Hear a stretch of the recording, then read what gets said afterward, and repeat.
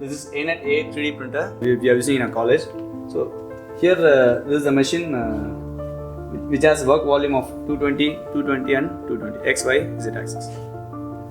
We are going to print a sample product by using this machine. We have already used the Scura software for converting the CAD model into a sliced G code. And we have fed into the memory card. And we are first initially preheating the machine. That is mandatory. The preheat temperature is around 240 degrees. Now we've given the print. Now the bed temperature is raised to 80 degrees. Once the bed temperature is to 80 degrees, the print automatically gets started.